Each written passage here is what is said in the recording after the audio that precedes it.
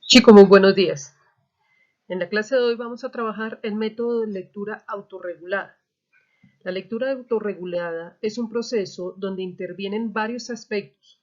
Entre ellos podemos señalar la capacidad de interrogarnos sobre nuestra propia comprensión, de establecer relaciones de lo que leemos y nuestros conocimientos previos. De igual manera, establecer generalizaciones que nos permitan transferir lo aprendido a otros contextos y especialmente utilizar estrategias metacognitivas que juegan un papel fundamental en la lectura, en la comprensión lectora. Muchas veces leemos y cuando nos interrogan qué hemos comprendido, quedamos en un baldío. Este método fue creado en el año 1940 con los firmes objetivos de explorar y examinar el texto, preguntarnos para qué nos sirve el texto, leer el texto, leer no solamente el grafo, sino la imagen, repetir, revisar y aplicar lo que leemos a la cotidianidad. Para poder interactuar con este método, debemos tener muy en cuenta los tres momentos de la lectura. ¿Cuáles son de estos tres momentos? El antes de la lectura, que está conformado por el inspeccionar, el preguntar, el predecir, parte desde el título. El durante la lectura, que es el leer, el valorar, el expresar, ir más allá de, y el después de la lectura, que me va a permitir consolidar lo leído, teniendo en cuenta que la planificación. ¿Qué significa planificar? Determinar el propósito de la lectura,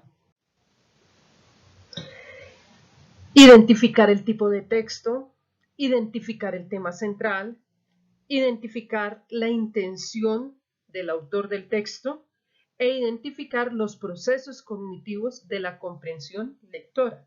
Nunca es lo mismo un texto matemático a un texto literario. La lectura lleva diferentes objetivos. Inspeccionar y examinar. Gracias a este proceso, se tendrá la capacidad de identificar el conocimiento que ya se tiene sobre el tema. En primera instancia, es indispensable para el lector hacerse la siguiente pregunta: ¿de qué trata la lectura? Hay que hacer una mirada a los títulos, los subtítulos, el resumen. El fin consiste en hacer una mirada rápida al capítulo o lectura que se va a realizar y así obtener una información general. Preguntar y predecir.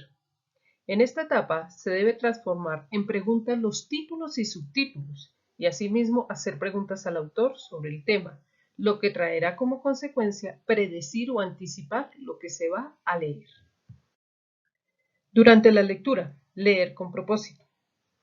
En esta instancia, se deben leer para responder las preguntas en cuestión y lograr el propósito de la lectura.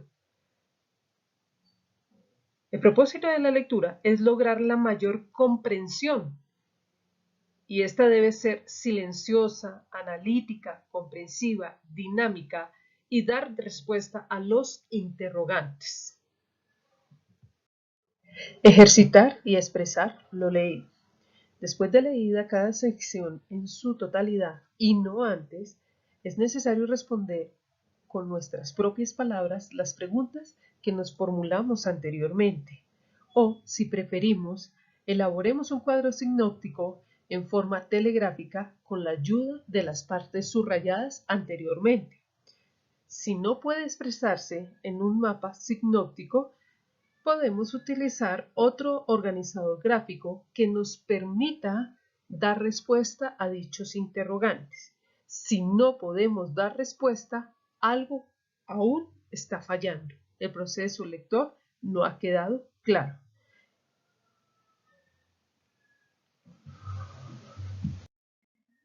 Después de la lectura, es necesario verificar lo aprendido.